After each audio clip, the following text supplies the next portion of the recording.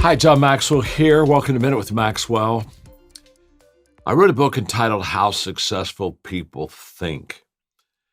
It's really helped literally millions of people. It's a bestseller.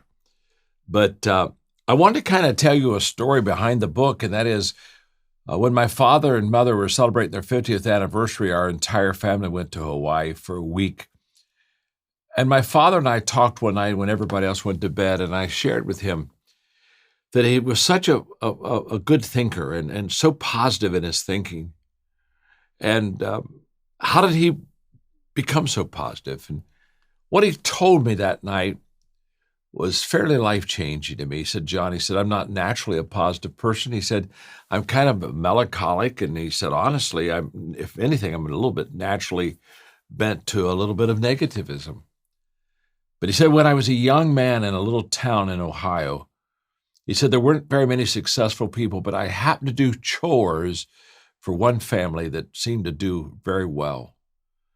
And he said, by the time I was a junior in high school, I came to the conclusion the only difference between that family and the rest of us that were quite poor was that they thought differently than the rest of us.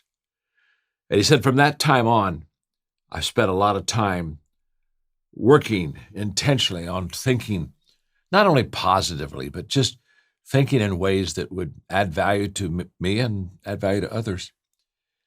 And then he said the statement that just absolutely triggered and was the catalyst for the book, How Successful People Think. He said, John, the greatest gap between successful and unsuccessful people is the thinking gap.